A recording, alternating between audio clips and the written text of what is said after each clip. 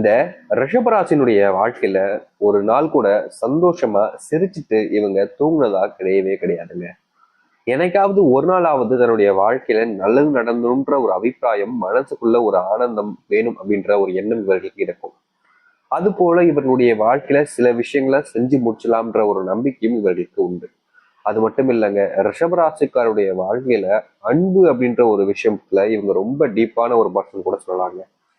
இந்த ரிஷபராசிக்காரர்கள் என்னதான் மற்றவங்களுக்கு உதவி செஞ்சாலும் மற்றவர்களுடைய தேவைகளை புரிஞ்சுக்கிட்டு அவங்களுக்கு என்ன வேணுமோ அதை கேட்டு அவங்களுக்கு தேவையான எல்லாத்தையுமே செஞ்சு கொடுத்தாலும் இவருடைய வாழ்க்கையில் இருக்கக்கூடிய குடும்பத்தார்கள், தெரிந்த நபர்கள், சில சொந்தக்காரர்கள் முதற்கொண்டு இவர்கள் நல்லா இருக்கக்கூடாது, அதாவது இந்த ரிஷபராசிக்காரர்கள் நல்லாவே இருக்கக்கூடாது, இவங்க ஏன் இப்படி சந்தோஷமா இருக்கலாம் அப்படின்ற ஒரு கேடுகட்ட எண்ணத்தினாலேயே இந்த ரிஷபராசிக்காரர்களை பல விஷயங்கள்ல அவமானப்படுத்துவதும் அசிங்கப்படுத்துவதும் செஞ்சுக்கிட்டு தாங்க இருக்காங்க. இவர்களுடைய வாழ்க்கையில இவர்கள் ரொம்ப பொறுத்து பொறுத்து போயிட்டாங்கங்க. ஆனா இவர்களுடைய அந்த ஒரு சில நபர்கள் செய்யக்கூடிய விஷயங்களை பார்க்கும் பொழுது இவர்களுக்கு பயங்கரமான கோபமும் வெறுப்பும் தாங்க அதிகமா வருது. ஏன்னா யாராவது ஒரு நாள் ஒரு தவறு செய்யும் போது நமக்கு கோபம் எப்படி வரும்? ஆனா இந்த ரிஷபராசினுடைய குடும்பத்தார்கள் நித்தம் இவங்களை டார்ச்சர் பண்றது, தேவையில்லாத விஷயங்களை பேசி இவர்களை அவமானப்படுத்துறது, மற்றவர்களுக்கு முன்னாடி இவர்களை கூனி குறுகி நிப்பாட்டி வச்சிருவாங்க. மற்றவங்க முன்னாடி இவங்க அசிங்கப்பட்டு நிற்க வேண்டிய நிலைமைக்கும் தள்ளப்படுவார்கள். முக்கியமா கடன் பிரச்சனை, இவர்களுடைய குடும்பத்தார்கள் செஞ்ச தவறுனால வந்த கடன் பிரச்சனையை அதை தீர்க்க முடியாம நாளுக்கு நாள் கஷ்டப்படக்கூடிய ஒரு நபராகவும் இருக்கிறார்கள் இந்த ரிஷபராசிக்காரர்கள். இவருடைய மனசுல நிறைய காயங்கள் என்பது அதிகரிச்சுக்கிட்டே தாங்க இருக்கு. நாளுக்கு நாள் காயங்கள் மட்டுமே தங்கக்கூடிய ஒரு நபராக மாறிவிட்டார்கள் தாங்க சொல்லணும் இந்த மற்றவர்கள் மேல மதிப்பும் மரியாதையும் ரொம்ப அதிகமா வச்சிருப்பாங்க இவங்க. ஆனா இவங்க வச்சிருக்கக்கூடிய அந்த மதிப்பு மரியாதைங்கிறது மற்றவங்களுடைய தகுதிக்கு ஏற்றதா இருக்கான்னு கேட்டீங்கன்னா கிடையாதுங்க. இவங்க மற்றவங்களுக்கு நல்லது நினைப்பாங்க, ஆனா மற்றவங்க யாரும் இவர்கள் நல்லா இருக்கணும், இவர்களுடைய வாழ்க்கையில இவர்கள் சந்தோஷமா இருக்கணும்னு நினைக்கிறதே கிடையாதுங்க. தான் நல்லா இருக்கனா, என்ன எனக்கு தேவையான விஷயம் கிடைக்குதா போதும், நீ எப்படி இருந்தா எனக்கு என்ன அப்படின்ற ஒரு நினைப்பிலேயே இங்க இருக்கக்கூடிய பல நபர்கள் இந்த ரிஷப ராசிக்காரர்களை தரையில போட்டு மிதி மிதின்னு மிதிச்சு எடுக்கிறாங்க. புழுவை மிதிக்கிற மாதிரி இவர்களை மிதிச்சு அந்த அளவுக்கு காயப்படுத்துறாங்க. ஆனாலும் எல்லாம் ஒரு நாள் சரியாயும்ன்ற நம்பிக்கை இருந்துச்சு இது நாள் வரைக்கும், வாழ்க்கை மாறிடும்னு. இவருடைய நம்பிக்கைக்கு ஏத்த மாதிரிங்க இனி வரக்கூடிய காலங்கள்ல இவர்களுடைய வாழ்க்கை என்பது மிகப்பெரிய அளவில் மாற்றத்தையும் நன்மைகளையும் கொடுக்க போகுதுங்க. இதற்கு முன்பு வரைக்கும் இந்த ரிஷபராசினுடைய வாழ்க்கையில காணாத சந்தோஷங்களும் நடக்காத நன்மைகளும் நடக்க போகுது. சரி, இவர்களுடைய வாழ்க்கை எப்படி மாறப்போகுது, எந்த அளவுக்கு வாழ்க்கையில சந்தோஷத்தை பார்க்க போகிறார் என்பதை பற்றி நாம் தெல்ல தெளிவாக இந்த ஒரு பதிவில் பார்ப்போம். அதற்கு முன் நம்முடைய சேனலுக்கு நீங்கள் ஒரு புதிய பார்வையாளர் இருப்பினும் இதுவரைக்கும் நம்ம சேனலை நீங்க சப்ஸ்கிரைப் பண்ணாம பாக்குறன்ற போதும் சேனலை மறக்காம பக்கத்தில் இருக்கக்கூடிய பெல் ஐகானை கிளிக் பண்ணிக்கோங்க. அப்பதான் நம்ம போடக்கூடிய அனைத்து தகவல்களும் உங்களுக்கு நோட்டிபிகேஷன் வந்து கொண்டே இருக்கும். முடிஞ்ச அளவுக்கு வீடியோவை ஸ்கிப் பண்ணாம பாருங்க. அது மட்டும் இல்லைங்க, ரிஷபராசிக்காரர்களுக்கான ஒரு பரிகாரமும் இந்த ஒரு பதிவில் இருக்குது. அதனால முழுமைக்கும் வீடியோ பார்த்தீங்க அப்படின்றா மட்டும்தான் உங்களுக்கு எந்த பரிகாரம் அப்படின்றது புரியும். அதனால முழுமைக்கும் வீடியோ பாருங்க. சிறந்த ஒரு பரிகாரம், இதை செஞ்சனாலே போதுங்க, வாழ்க்கையில நிறைய விஷயங்கள் நடக்காமலே போயிருக்கும் பார்த்தீங்களா, அப்படிப்பட்ட விஷயங்களை கூட இது நடக்க வச்சிடும். சரி, ரிஷபராசிக்கார அன்பர்களே, உங்களுடைய வீட்டுல இருக்கக்கூடிய பிள்ளைகள் உங்களை மதிக்காம இப்போ உங்களை விட்டு பிரிஞ்சு போகணுன்ற எண்ணத்துக்கு வந்திருப்பாங்க. முக்கியமா சொல்லணும்னா இந்த ரிஷபராசிக்காருடைய சொத்துக்களை பிடுங்கிட்டு உங்களை தனிமரமா விட்டுடலாம் அப்படின்ற எண்ணத்துல கூட இவருடைய பிள்ளைகள், யார் பெற்ற பிள்ளையோ இல்லைங்க, தான் பெற்ற பிள்ளைகள் அப்படின்ற மாதிரி தாங்க சொல்லணும், இவர்கள் பெற்ற பிள்ளைகளை இவர்களை விட்டுட்டு அனாதையை விட்டுட்டு நம்ம சொத்த பத்தெல்லாம் பிடிங்கிட்டு இவங்களை அனுப்பிச்சு விட்டுருவோம், அனாதாரத்துல போய் விட்டுருவோம் அப்படின்ற ஒரு மனநிலையில இருந்துகிட்டு இருந்திருப்பாங்க. முக்கியமா சொல்லணும்னா அதற்கான விஷயங்களையும் செஞ்சுக்கிட்டு இருந்திருப்பாங்க. ஆனா இப்படிப்பட்ட தவறுகளை அவங்க உணர்ந்துருவாங்க. முக்கியமா சொல்ல போனா விட்டுட்டு வந்திருக்கலாம், அல்லது விடுவதற்காக செல்லலாம், அல்லது விடுவதற்கான வாய்ப்புகள் ஏற்படக்கூடிய நிலைமையில இருக்கலாம். ஆனா இப்போ இன்னும் சில தினங்கள்ல இந்த ரிஷபராசினுடைய பிள்ளைகள், குடும்பத்தார்கள் புரிஞ்சுப்பாங்க. நம்ம இப்படிப்பட்ட ஒரு தவறை செய்யலாமா, இது நம்ம அப்பா அம்மா இல்லையா அப்படின்ற ஒரு நிலைமைக்கு வந்து தான் செஞ்சு தவற மனசுல உணர்ந்து அவர்கள் உங்களை வேணாம், நீங்க எங்க கூடவே இருங்கன்னு கூப்பிட்டு வந்து உங்க வீட்டிலேயே வச்சுப்பாங்க. அதாவது உங்க வீடுதான், ஆனா அது உங்களுக்கானதாக இல்லாம போச்சு. அந்த ஒரு கவலை உங்களுடைய மனசுல இருந்து நீங்க போகுதுங்க. நீங்க எந்த ஒரு விஷயத்த நினைச்சு கவலைப்பட்டு கண்ணீர் விட்டு ரொம்ப ஃபீல் பண்ணீங்களோ அந்த ஒரு விஷயத்துக்கு மாறுதல் இப்போது கிடைக்க போகுது இந்த ரிஷபராசினுடைய வாழ்க்கை. ரிஷபராசினுடைய வாழ்க்கையில கடன் சுமை என்பது நாளுக்கு நாள் அதிகரிச்சுக்கிட்டேதாக இருக்கு. இவர்கள் மற்றவர்களுக்கு நல்லது செய்யணும்னு செஞ்சிருக்கக்கூடிய பல விஷயங்கள்ல இந்த கடன் சுமை என்பது மிகப்பெரிய ஒரு பிரச்சனையாவே மாறிடுச்சுன்னு தாங்க சொல்லணும். இவங்க என்ன நினைச்சு கடன் வாங்கி கொடுத்தாங்க அப்படின்னா, இவங்களுக்கு இப்ப கஷ்டம், நம்ம தேவையான பணத்தை இவங்களுக்கு கொடுத்தா கண்டிப்பா நமக்கு திருப்பி கொடுத்துருவாங்க. ஏன்னா நம்மளுடைய நண்பர்கள் தான், நமக்கு தெரிஞ்சவங்க தான், நம்மளை எப்படி ஏமாத்துவாங்க, நம்ம எல்லா விதத்திலுமே இவங்களுக்கு உதவியா தான் இருந்திருக்கோம் அப்படின்ற ஒரு கண்மூடித்தனமான நம்பிக்கை என்பது இந்த ரிஷபராசிக்காரர்கள் கொஞ்சம் அதிகங்க. அதாவது மற்றவங்க மேல வைக்கக்கூடிய நம்பிக்கை என்பது ரொம்பவே அதிகமா இருக்கும் இவர்களுக்கு. இதனால என்ன நடக்குதுன்னா, இந்த ரிஷபராசிக்காரர்கள் மற்றவர்கள் மேல வைக்கக்கூடிய கண்மூடித்தனமான நம்பிக்கையினால ஏமாற்றப்பட்டாங்க. ஆனா இனி நீங்க யார் மேல எவ்வளவு நம்பிக்கை வச்சிருந்தாலும் சரிங்க, முக்கியமா சொல்ல போனா நீங்க வைக்கக்கூடிய அந்த நம்பிக்கை என்பது வீண் போகுவதற்கான வாய்ப்புகள் இனி இல்லவே இல்லைங்க. நீங்க என்ன வேணா செய்யுங்க, எப்படிப்பட்ட நபர்கள் மேல வேணா நம்பிக்கை வைங்க, யாருமே உங்களை ஏமாற்றவும் மாட்டாங்க, உங்களை ஏமாற்றி அவர்கள் சந்தோஷப்படவும் மாட்டாங்க. உங்களுக்கு தேவையான விஷயங்களை செஞ்சு கொடுக்க வேணாம் முன் வருவாங்களே தவிர, உங்ககிட்ட இருக்கக்கூடிய விஷயங்களை பிடிங்கிடலாம்ன்ற எண்ணத்துல யாரும் உங்களுடைய வாழ்க்கையில உங்களை நெருங்கி வரவே போறது கிடையாது இந்த காலகட்டங்கள்ல. சரி, இது மட்டும் தானாங்க அப்படின்னு கேட்டீங்கன்னா, உங்களுடைய வாழ்க்கையில பிள்ளை பெறணும், அதாவது குழந்தை வேணும், குழந்தை பாக்கியம் இல்லாம ரொம்ப நாட்களாக நீங்க மற்றவங்க முன்னாடி அவமானப்படுவதும் அசிங்கப்படுவதும்னே உங்களுடைய வாழ்க்கையில நடந்துகிட்டு இருக்கு. நீங்க என்ன பண்ணாலும் சரி, உங்களுடைய குடும்பத்தார்கள் உங்களை அவமானப்படுத்துவாங்க, குழந்தை இல்லை அப்படின்ற ஒரு காரணத்தினால. நீங்க குடும்பத்துக்காக பல லட்சங்கள் கோடிகள் செலவு பண்ணியிருப்பீங்க, ஆனா கூட அதை பத்தின அந்த ஒரு சின்ன சிறிதளவில் இருக்கக்கூடிய அந்த எண்ணங்கள் கூட அவர்களுக்கு இருக்காது. உங்ககிட்ட குழந்தை இல்லை, உங்களால குழந்தை பெற்றுக்க முடியாதுல்ல அப்படின்ற மாதிரி அந்த ஒரு விஷயத்த வச்சே இவர்களை ரொம்பவே இழிவுபடுத்துவாங்க, அசிங்கப்படுத்துவாங்க, அவமானமும் படுத்துவாங்க.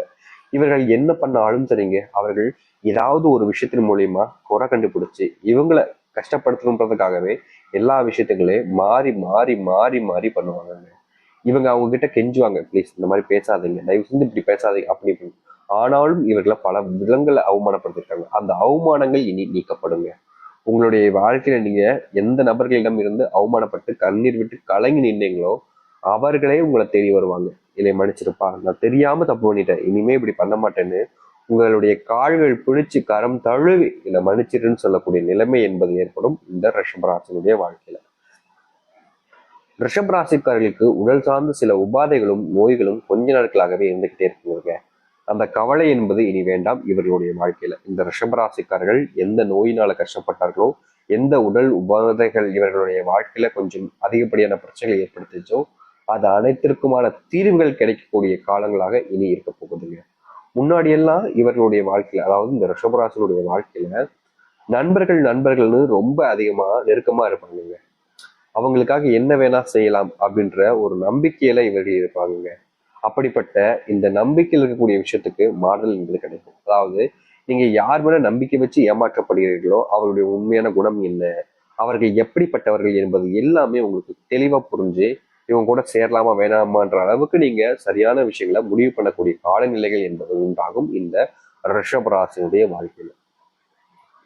ரிஷபராசிக்காரர்கள் எப்போதுமேங்க, இன்னைக்கும் சரி எப்போதும் சரிங்க, ஒருத்தவங்க கஷ்டப்படுறாங்க, கஷ்டப்பட்டு கவலைப்பட்டு கண்ணீர் விட்டுக்கிட்டு இருக்காங்க அப்படின்னா அவங்கள அந்த இடத்துல அப்படியே விட்டுட்டு போகக்கூடிய நபர்கள் கிடையவே கிடையாதுங்க. இப்போ நம்ம முன்னாடி ஒருத்தவங்க கஷ்டப்படுறாங்க அப்படின்னா நம்ம என்ன பண்ணுவோம், சோ பாவம் கஷ்டப்படுறாங்க அப்படின்னு சொல்லிட்டு ஒரு சில நபர்கள்லாம் அப்படி கடந்து போயிடுவாங்க.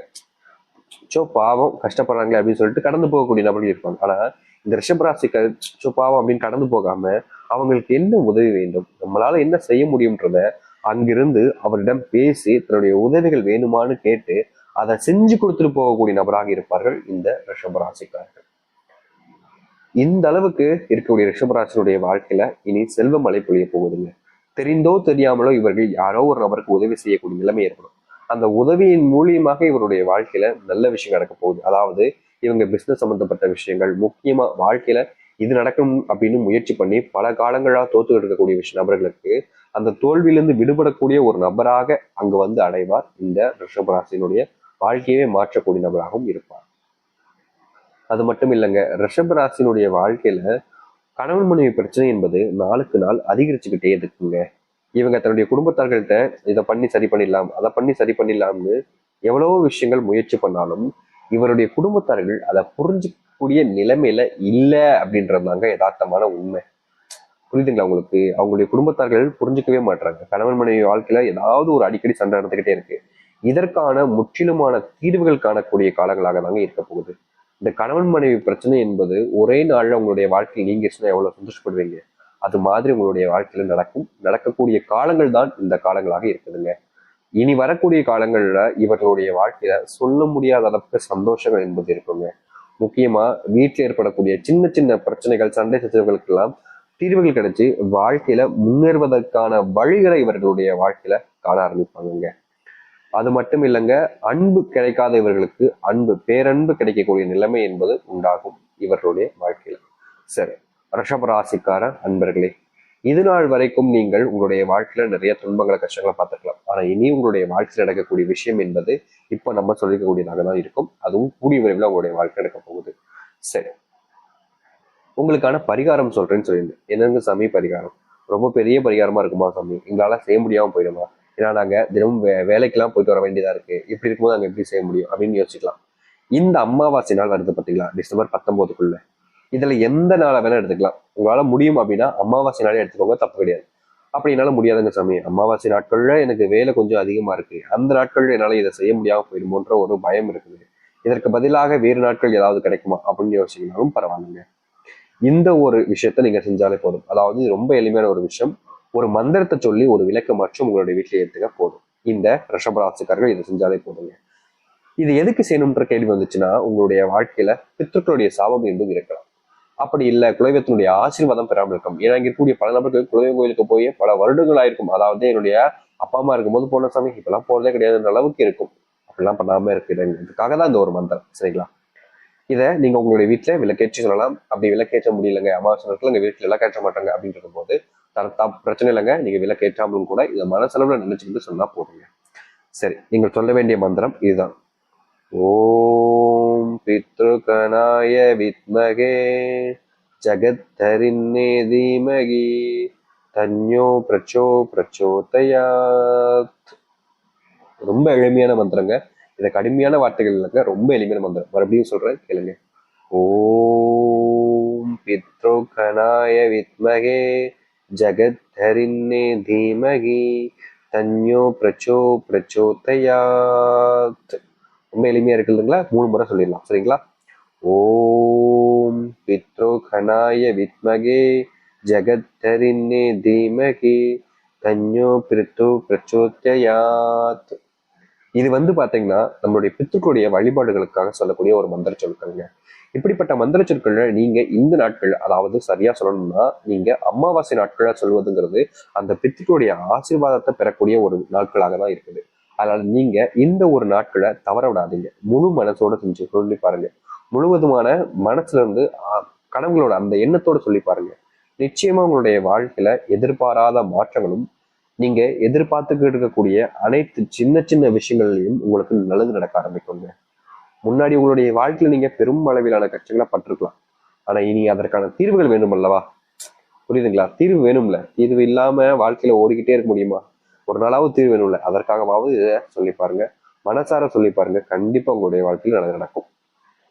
சரி, இப்போ இந்த ரிஷபராசினுடைய நட்சத்திரங்களுக்கான சில முக்கியமான விஷயங்களையும் பார்க்கலாம். சரிங்களா? ரிஷபராசிக்கார அன்பர்களே, உங்களுக்கு மகாலட்சுமி தாங்க கடவுளாக இருக்கிறாங்க. ஆனா யாரு அதிபதினா சுக்கிர பகவான். மகாலட்சுமி சுக்கிர பகவான் இருந்தாலே அவங்களுடைய வாழ்க்கையில செல்வ கஷ்டம் அதிகமா இருக்கும்.